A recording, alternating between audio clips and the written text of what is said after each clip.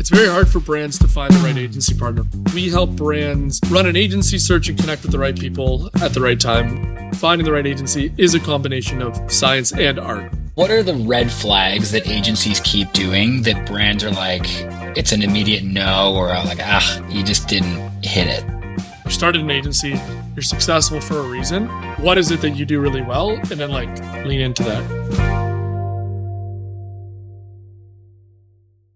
Welcome to Agency Confidential, where we get into the business behind running an agency. Today's conversation is a bit different. Dan Gray, my guest today, doesn't actually run an agency. He runs Vendry. And Vendry is the platform and business that actually helps brands find and vet agency partners. So he sees the agency world from a very different perspective. What brands are actually looking for, what makes an agency stand out, and why some partnerships win while others fail. In this episode, we dig into how brands choose their agencies, the role of case studies and referrals, what red flags kill deals, and how the agency landscape is shifting as AI, specialization, and in-house teams change the game. With that, on with the show. Dan, thanks for joining the podcast. Really appreciate it. Yeah, thank you for having me. Maybe you can start with just giving everyone a bit of a lay of the land. What is Vendry in your own words? What's the company you own? Yeah, so Vendry, we exist to help brands find great agency partners. And there's some nuance in kind of how we talk about the business. And I think this will parlay into the conversation we're going to have. But a lot of people look at our business and think, okay, we're here to drive leads to agencies. And that's kind of the output of what we do. But really, why we exist as a business is it's very hard for brands to find the right agency partner, right? The agency landscape has become very segmented. There's a lot of players out there. I think there's over 200,000 marketing agencies in some way, shape, or form in North America. And so the average marketer cannot navigate that landscape. And so what we do is we help brands run an agency search and connect with the right people at the right time for their business needs.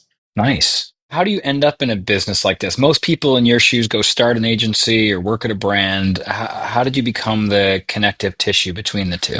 Yeah, so agency was never on my radar. I've never worked in an agency before. I spent the last decade client side, and really this business stems from my own frustration growing businesses. I kind of had the feeling that, my frustration running RFPs that took way too long, that sometimes had uncertainty on who to hire the right person. That was a universal feeling that people were having. And so it wasn't like I looked at the agency world and said, hey, I want to be a part of that. Running an agency is certainly not something I want to do before or after being a part of Vendry, but I've learned a lot about the landscape. But truly a lot of this business and what I just talked about in terms of, taking a very brand side approach, I think that empathy for our clients, the brands, it really comes from the fact that we built this business because we were brand side marketers as opposed to agency folks.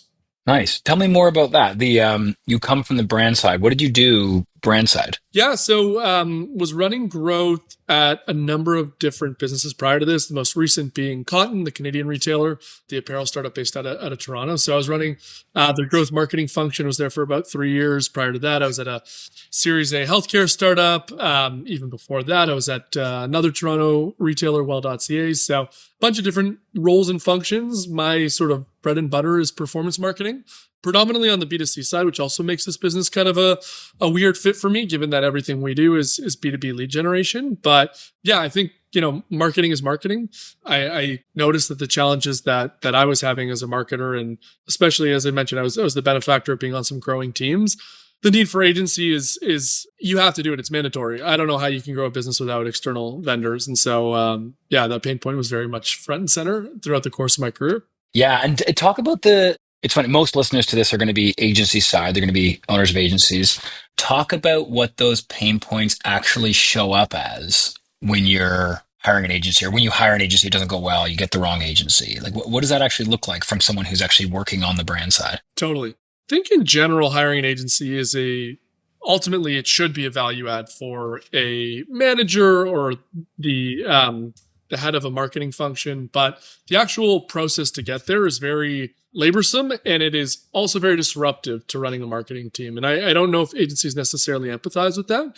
But when a marketer is either replacing the existing agency or they're hiring one from scratch, typically they have to allocate weeks and weeks of time to go and find that agency. And even at a larger organization, where if they're hiring an individual or an employee for their team, perhaps they have a talent function to help vet candidates and help them hire that individual. When it comes to agencies, you're often on your own, right? Unless you're at a huge organization that runs procurement. And even in those cases, the procurement team is really just doing the contracting. They're not necessarily bringing you the agencies. A marketing manager has to essentially put everything on pause, vet a ton of agencies, figure out who's the right one, build the process from scratch in a lot of cases, and then go and make that decision. That is very, very time consuming and costly when you're trying to grow your business, right? And especially a lot of teams, they tend to do this in Q3 or Q4, as agencies know. That's the busiest time of year, especially if you're like a retail organization. You're trying to hit your Q4 numbers. It's Black Friday, Cyber Monday season right into holidays. And then you're trying to hire your AOR for 2027. It's a really frustrating process. And that's kind of where we come in, is like, if we can take on some of that, at least get you from kicking off your search to, hey, here are 3 or 4 agencies you need to speak to, and save them that 2 weeks of time. That's where we really try and articulate our value. And so from an agency standpoint, to your initial question, I think just being understanding of the fact that, like, hey, I know agencies are busy too. They're trying to run their businesses, they're trying to grow their clients, at least from a biz dev standpoint, understanding that, anytime you do take up with the clients is very costly. And it's not just a 30-minute meeting. Those 30-minute meetings compound when the client's talking to 10 to 20 agencies. Yeah. I think I know the answer to this, but I'd love to hear it from your perspective, being a guy that has worked on the brand side and also worked with a ton of agencies. And honestly, you must see a ton of the like wins and losses of the matches that get made. Why is choosing the agency such a big deal? And it's kind of a dumb question, but what is it that makes that fit work or not work?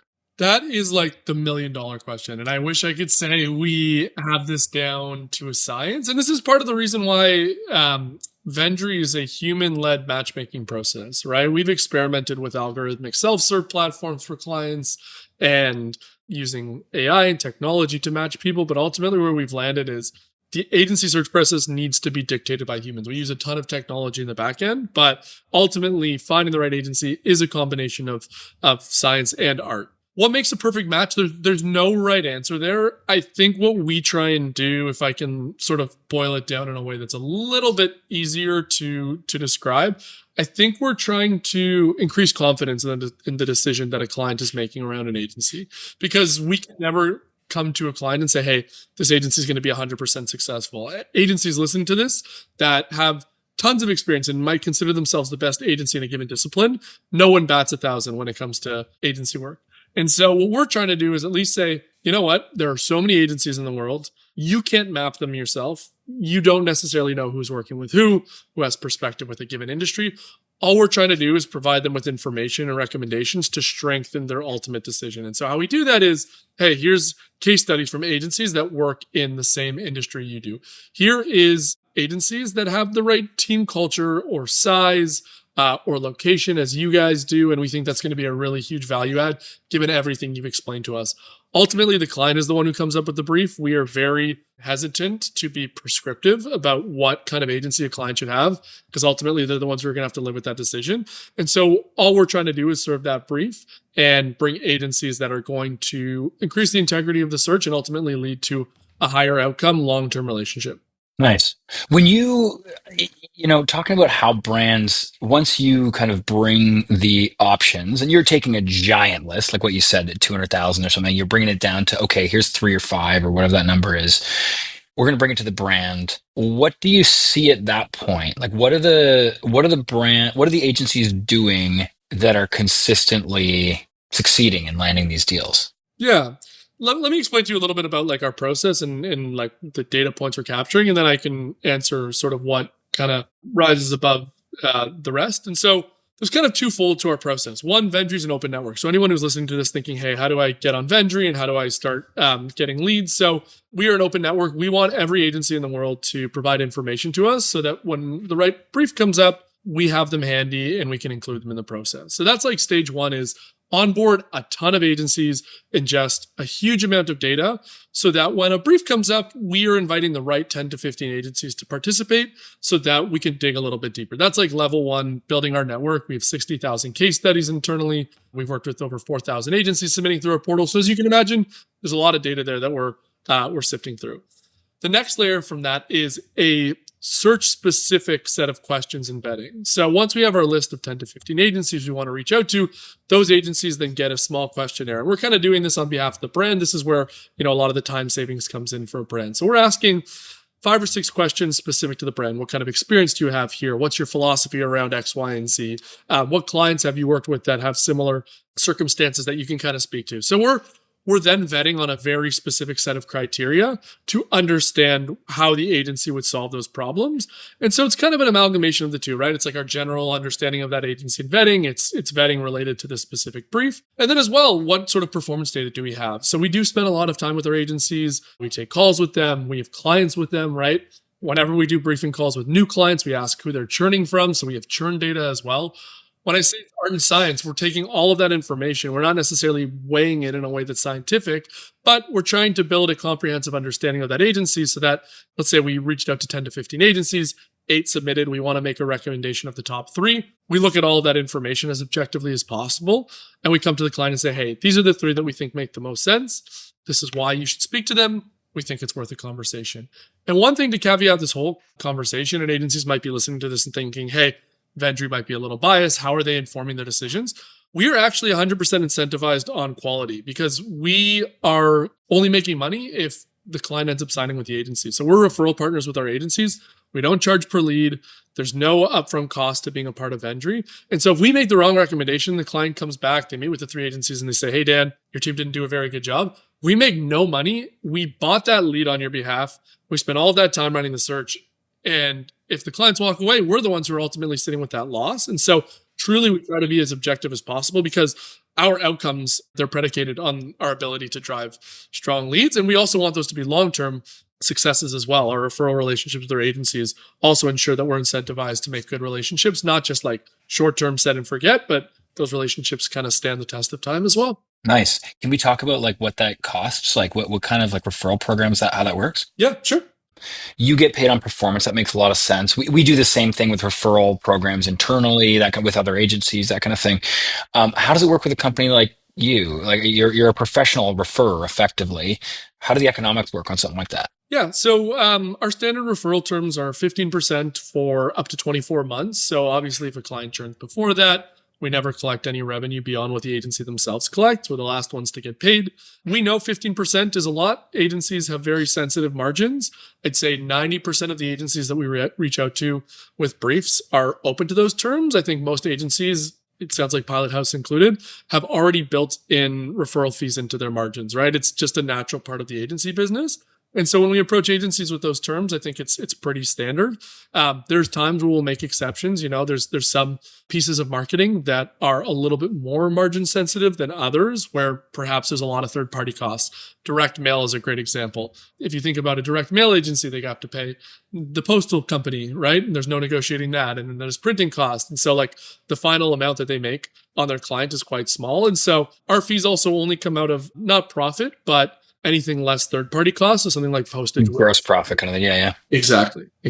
So it's funny, at Pilot House, we've seen a big uptick in RFPs. We never got before. Like we just never got RFPs. It was always direct leads. We have our own kind of lead gen systems through a bunch of different stuff. But all of a sudden, we're just getting tons of RFP requests. Are you seeing a change in that on your side? Are you seeing more people kind of coming to the table with RFPs? Or is it kind of same and we're just in a weird spot? I mean, that might just be a byproduct of Pilot House, like kind of growing up as an agency. Like I think as agencies evolve and maybe go up market a little bit or they've been around longer, I think being involved in more formal RFP processes are very natural. It's hard for us to we get a lot of macro data and we can spot trends. The fact that everything we do, we deal in RFPs, it's hard to say, that specific trend because that's just our reality in general. But I think an RFP is like a very good thing. We use the term RFP very loosely at Vendry because one, clients hate it. It's a very yucky word. Agencies hate it too. I just think in general, RFP is something that a lot of folks don't like. I would akin what we do more to like an RFI, like it's a request for information, but we're not necessarily asking agencies for formal proposals or holding them to it. I described our process earlier, gathering 5 to 6 questions, case studies. Our agency should not be spending more than 30 to 60 minutes on that, especially if they have all of their information consolidated. An RFP takes a lot more than that. So when I say like we're running an RFP process, it's more we are streamlining data gathering and we are streamlining the communication with agencies. The actual formal RFP process, again, I can't really tell you whether or not that's on the rise.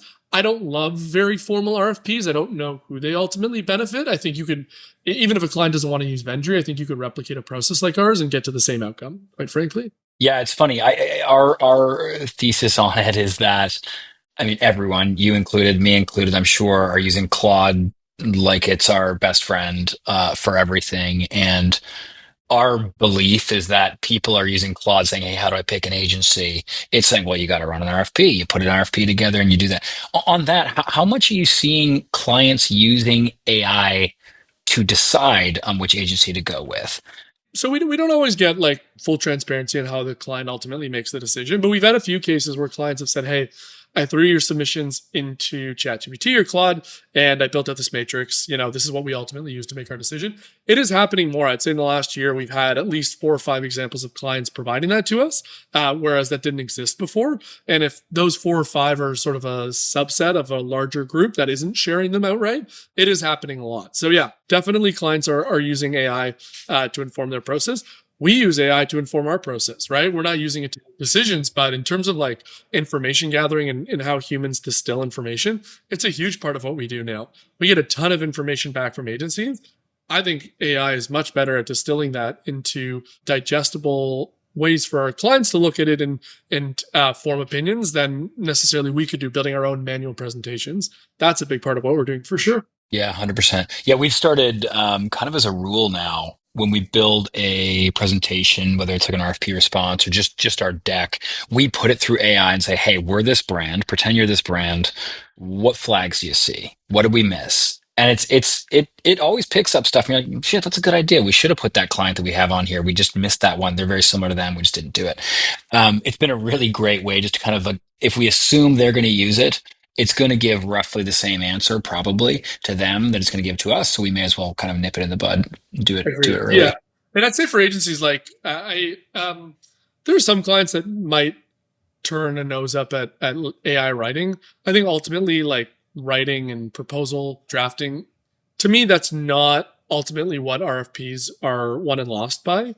To your point, it's more about how do you gather the right information and data points and facts and present it to the client in a way that they can ultimately relate to. And if AI does that better than you do, then I don't see any problem with that. So, like the best agencies, they have massive, massive repositories of case studies, right? I think like agencies listening to this, if you don't spend enough time building your case studies, that is ultimately going to hurt you. And when you go in and try and leverage a tool like Claude or ChatGPT, it's going to be underutilized because you don't have the database of case studies or client work to pull from. But ultimately, clients do not care about the writing; they care about the information that you're presenting to them, how you're articulating it, and how it ultimately relates to their needs. Nice. Talk about case studies a bit more because I agree. I think case studies are one of the most important aspects that clients look for.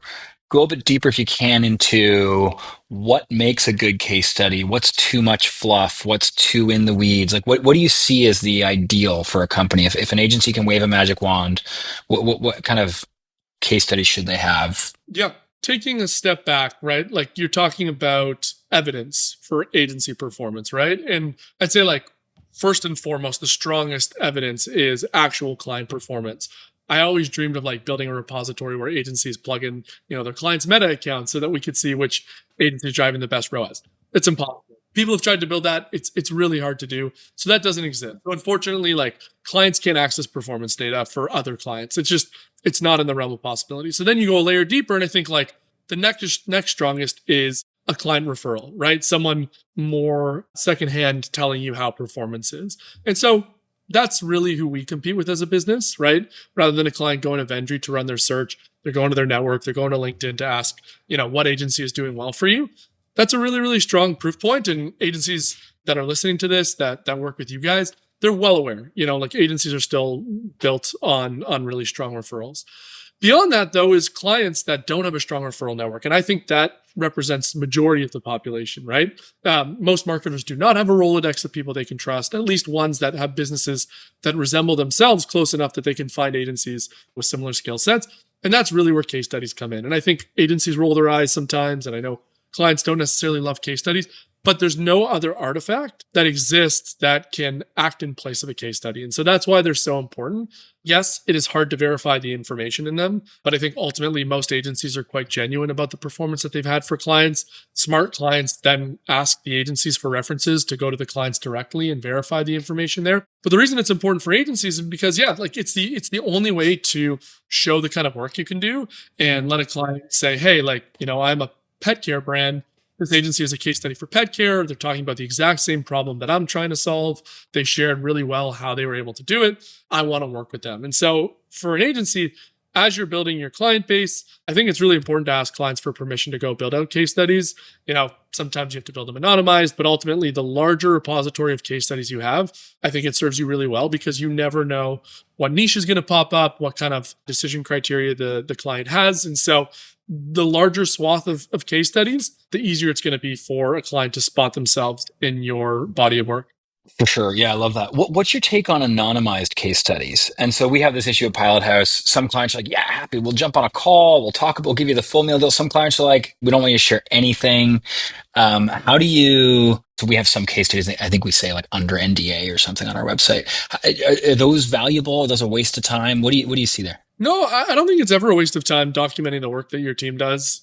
Again, we're talking about like orders of strength when it comes to evidence. Visible case studies is certainly higher than anonymized case studies, but anonymized case studies still offer a lens into what an agency can do. To your point, a lot of times it's under NDA. Perhaps you can ask the client, okay, if we anonymize it, but the client signs an NDA or the prospect signs an NDA, are you okay if we disclose it during a client call? That's pretty easy to work around as long as there's some sort of legal paperwork. Typically, I think a client would be fine, at least on a one-off basis. Yes, you can't share who the brand is publicly on your website. But again, like having that in your war chest so that when you take a call with a client and perhaps that case study is the best one for the given moment, get an NDA signed, then you can disclose who the client is and it ultimately lends credibility for you. Yeah, that makes sense. It's good to hear because we have a lot of those. Yeah, I know. They're great. What do brands say, behind closed doors when they're making a decision on an agency? What are the things that the agencies, if they were on a fly on the wall, they'd be like, holy shit, I didn't know we were doing that. Or, what are the red flags that agencies keep doing that brands are like, it's an immediate no, or like, you just didn't hit it? Yeah. So there's a few. One is like timing is such an interesting dynamic between agencies and clients. And when I say timing, like timeline of the search, clients always ask for searches to be run quicker and then end up taking months to roll out the process. Agencies are well aware of this. What I would say to that, and like I'm cynical of it because I see clients do this all the time, right? They get agencies to work really fast, then ultimately disregard the timeline and they have them work faster than they ultimately need them to.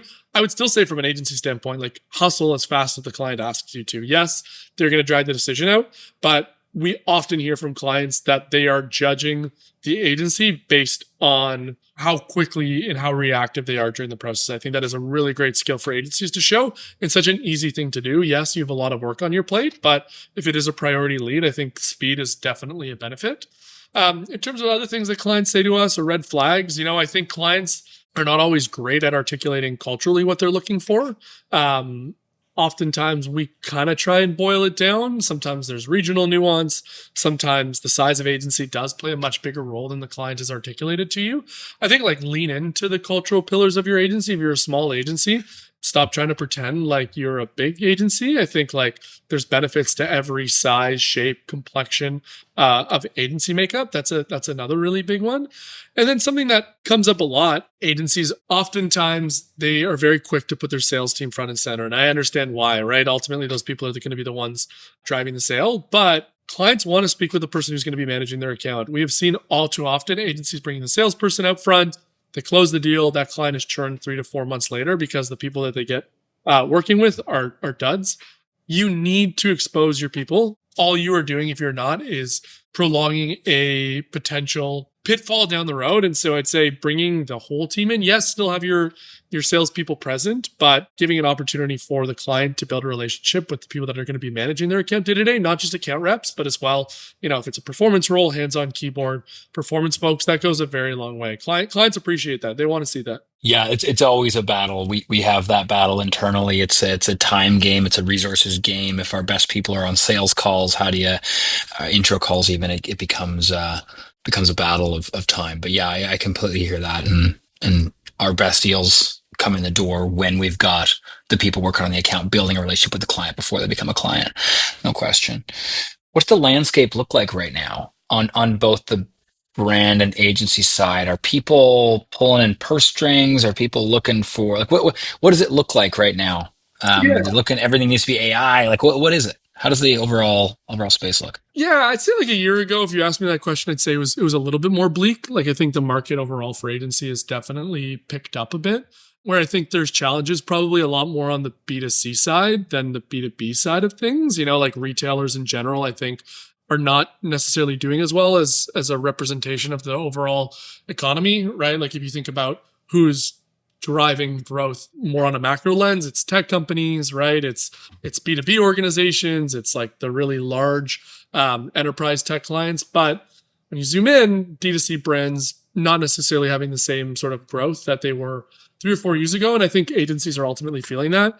I think there's also a lot more choice than there was a couple of years ago. I think freelance has become a much more viable option than it was pre-COVID. A lot of people are working from home. They like the remote lifestyle. And so they're starting their own freelance practices or consultancies. And so I think agencies need to be aware of that as a huge competitor set that didn't exist a few years ago.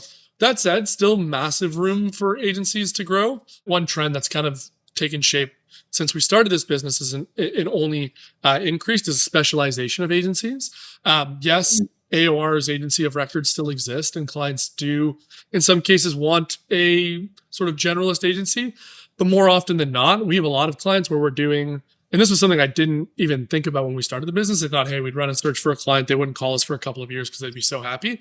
Clients are now calling us for 4 or 5 different agency searches that are mutually exclusive. So a D2C brand might call us now for development agency, influencer agency, PR, performance, Amazon agency, right? Like we have clients that are calling us for 4 or 5 different searches. And so for an agency listening to this, thinking about very specific service lines and maybe being a little bit slower to branch out and build other service lines than they used to be. I think for agencies, like the business used to be, hey, get a great client, upsell them across a variety of needs as quickly as possible.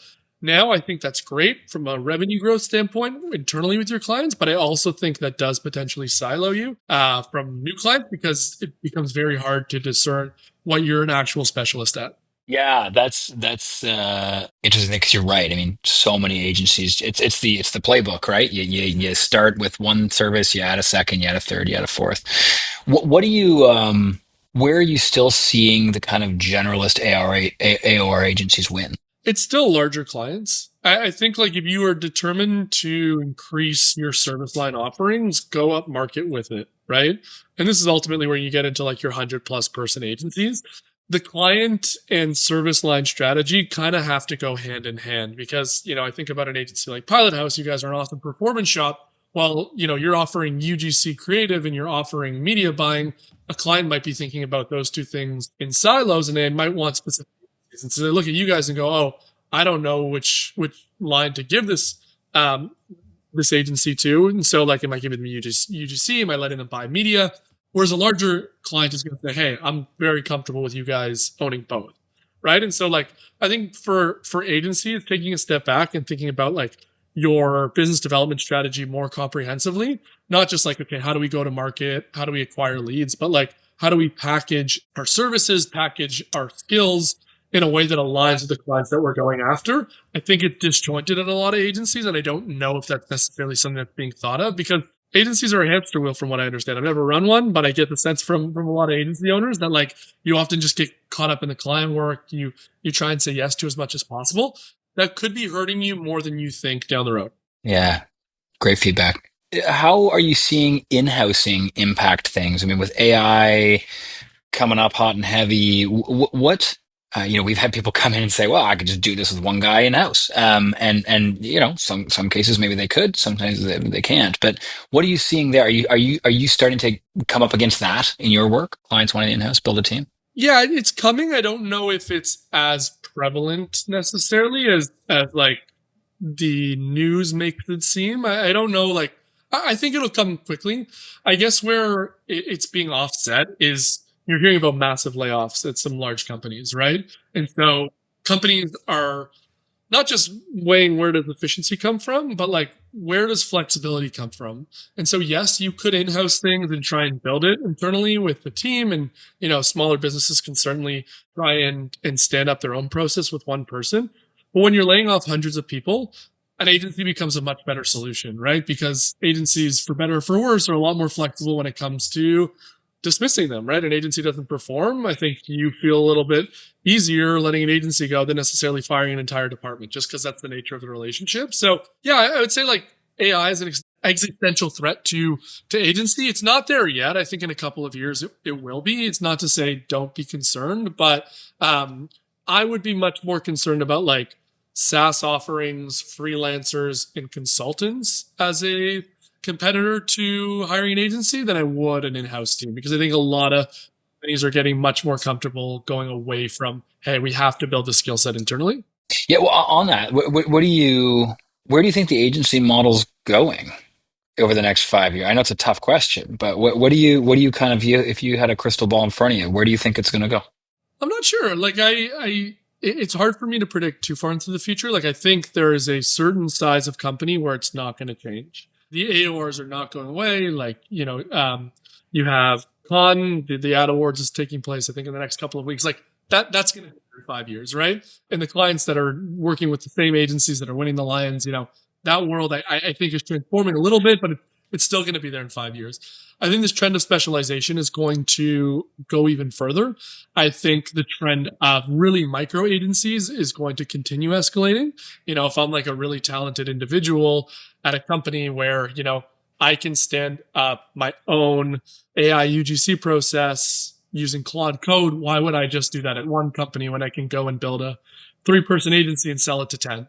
That is going to be that I think continue scaling. Those are the kind of things I would look for in terms of where like the general market goes. Though, yeah, I don't know if it will take a 180. I think more of the media landscape is where the evolution will come from. Like, what does Meta look like in the next 5 years? What does traditional news look like?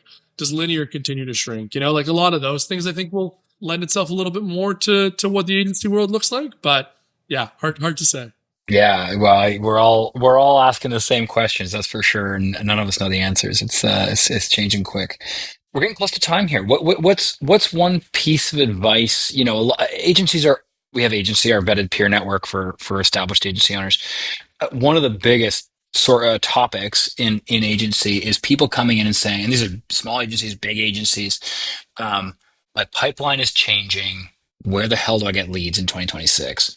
What do you say to those agencies? It's fair. I think everyone's looking for leads, whether you're B2B, B2C. I think just customer acquisition in general is getting very expensive. I can speak to what we do to acquire leads. A big bet we made, and I know you guys do the same at Pilot House, is build our own lists. We have our own third-party media company. I don't even know how you describe it, but like we have a newsletter. Yeah, that's what we call it. Yeah. Yeah. We have 40,000 people subscribed to our newsletter. We have a Instagram page of 46,000 people. Like we're essentially hedging our own acquisition efforts with our ability to demand people's attention. Some agencies do this really well. There's like founder-led agencies that do this really well with like LinkedIn thought leadership.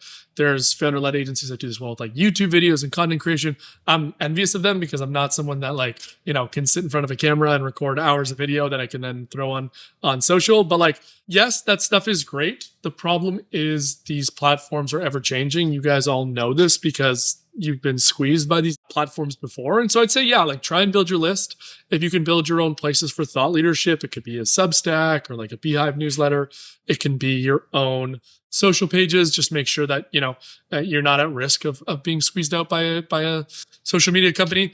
I think that's the right place to go. And then layer the performance stuff on top of that, right? Like agencies that do performance, a lot of our best agency partners, they're doing like webinars, right? When you think about like a webinar, that's just content, which we just talked about, building your own media and content. And then the performance piece is just the accelerator for that, right? As opposed to just running direct response advertising. I don't know if that formula is as strong, but like building out really, really good content. Again, it could be founder-led videos, it can be lead magnets, it can be white papers, like build out really good content, show what it is that you can do, and then use paid media in performance just to scale distribution of that. I think that formula still works really well.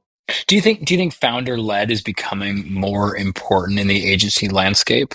Depends who the founder is. I don't know if I'd call Vendry founder led. I think like I'm visible, but I don't think our growth is because of my visibility. And so like, I don't know, like my background is customer acquisition. I would never try and take a strategy and force it on a business that it doesn't fit nicely. If there's a founder watching this that like is not comfortable with that, it's not going to be a good use of your time, right? Like Vendry, we've grown through this media operation, but that media operation has also grown through performance marketing, right? Like all of our newsletter subscribers have been acquired through meta ads. Why do we do that? Because I'm a media buyer. Like I buy meta ads for a living, right? Like, and so our business has grown because of my skill set. As a founder, I'm utilizing my time and my energy as effectively as I can for our business. So like I hesitate to say like this is the framework for how to grow an agency in 2026. I think it's more like you started an agency, you're successful for a reason. What is it that you do really well? And then like lean into that, right? Like if you're a web design agency because you make amazing websites, why the hell don't you have the best website in the world? Like if you're a performance media agency, like why do you not run the coolest ads in the market? That's the kind of questions I'd be asking. Like what are the things that make you special? And like, why is that not part of your acquisition efforts? Yeah, no, I love that. We just did a podcast with Nick Shackelford. Okay, He yeah. owns Structured Social. He's also everywhere, Nick's just absolutely everywhere, yeah. everywhere. And one of the things we talked about was the intentionality about him being everywhere. That was his bet on how to grow his businesses, was for him to be everywhere. Versus Pilot House, our bet was intentionally not for the founders to be kind of front facing. So we did the same thing you did. We built a media company, podcast, newsletter, which grew us in a way that we never could otherwise. I think the big thing that I see in there is just its intentionality about, like you said, what you're best at, and just pick a lane and go after it really hard. Don't try and do like dabble in a bunch of stuff. It never works. The dabbling never works. If someone watched Nick and said, hey, like I should just replicate what he's doing, like they're not going to be successful, right? Like it's so organic. No. How he relates to people and shows up to people and the energy he has. Like if I tried to do that, it would be a failure instantly. And I think that's a great example of like, hey, this is someone that clearly builds very strong relationships, has a ton of energy and enthusiasm for putting himself out there. Like that is founder channel fit, I guess you could call it. Yeah. Well, let's leave it there, Dan. That was a really great chat. Really appreciate you kind of opening the cloak a little bit on how some of this stuff works behind the scenes. Where can people find you and more about Vendry? Yeah. So open invitation, any agency that wants to join Vendry. Again, it's 100% free. You will see we do have a subscription offering where if agencies want to access some more premium tools, you have a free trial for that. But truly, this is not a sales pitch, more just a disclaimer so that when they go there, they feel like, okay, I'm not being sold to. Go to vendry.io and just sign up, claim your agency. We usually have dormant profiles for most agencies in the world. So you'll have some sort of canvas to work off of. We'll have your information in there. You can fill out some more, add your case studies. And then as searches start to pop up that you're a good fit for, we'll include you, start sending you leads and go from there. On my end, mostly on LinkedIn these days, you can just find me, just search Dan Gray Vendry and I should pop up. Awesome. Dan, thanks so much, man. Really appreciate it. Yeah, Jeff, always a pleasure. And love the podcast. Good luck with growing it out.